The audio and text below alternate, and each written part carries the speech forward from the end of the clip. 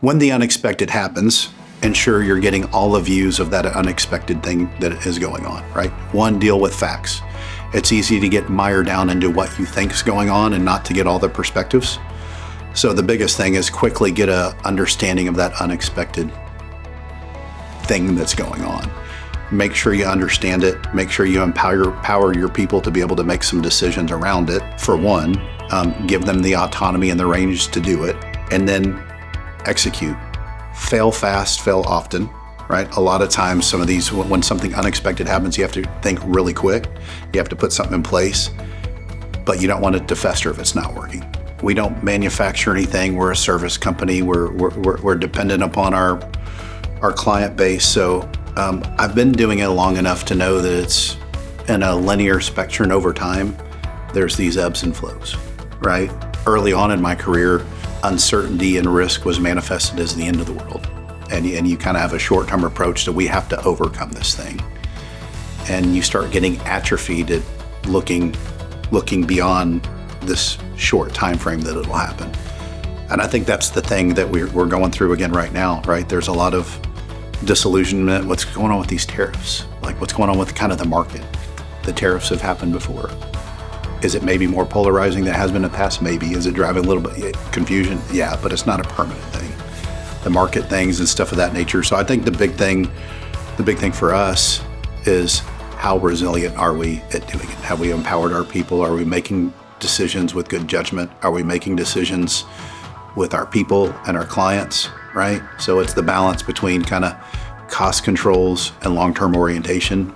And we have the benefit of a long-term orientation of kind of where we're going. What our plan is to be a good extension of their business and not just their logistics provider. Where we're involved is bringing it up a level.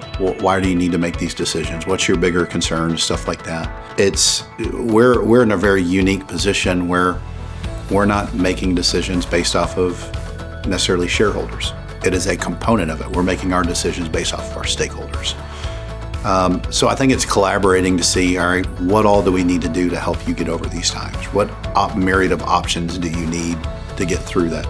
Sometimes those options cannibalize stuff for us right now, right?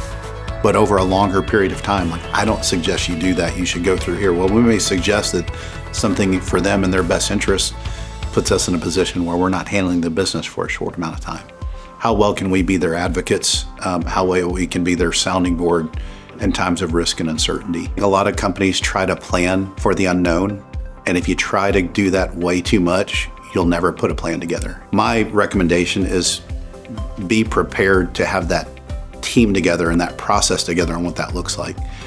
Make sure you're aligning yourself with a team of folks that are aligned to your non-negotiables, your values, the behaviors, right? And also have either some dissenting opinions or different opinions. If you're mired down in everybody that has the same view of you, same opinions of you, it's likely not going to be the great outcome. So if you got a good plan for what I need to put into gear when either an unknown risk or uncertainty or market disruption happen, if I already have that plan in place for that team, that matrix group, orienting to the purpose, non-negotiables are already discussed, I think that's a great recipe for something that works. You have things that are important and urgent. You have things that are strategic and important.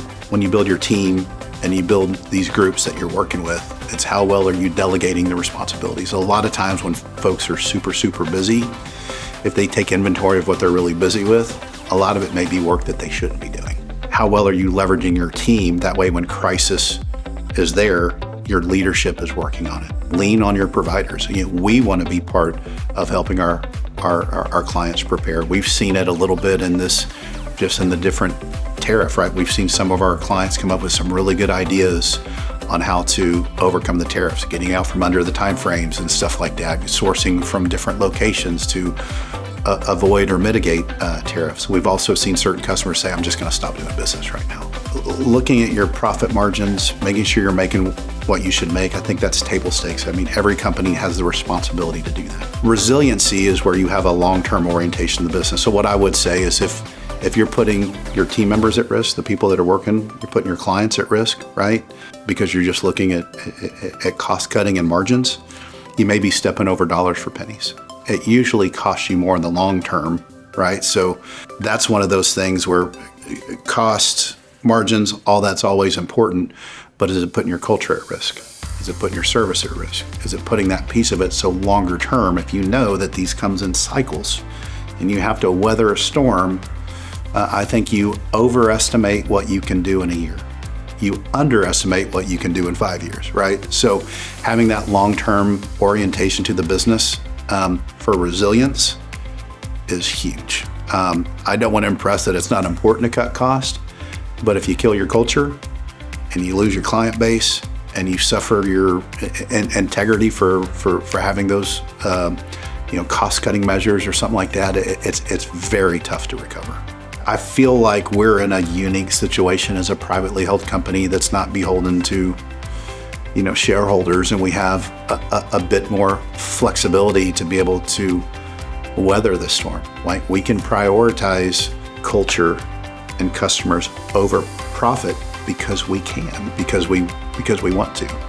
So it becomes more difficult when you are beholden to the market and there's expectations that you're making to the market. So when they're that serious, it's just, how well can you collaborate to assist and help equip them to paint the picture to their board, to their shareholders and stuff like that, about framing out, here's kind of what's going on.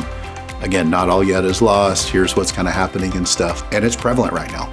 Everybody's doing it. Every business is doing it. There's some where some of this is fairly favorable, right? Some nearshoring that's happening right now, born out of the uncertainty. There's some manufacturing going up. Is it going to stay? What happens when the tariffs are done, right? So that's, we'll find out.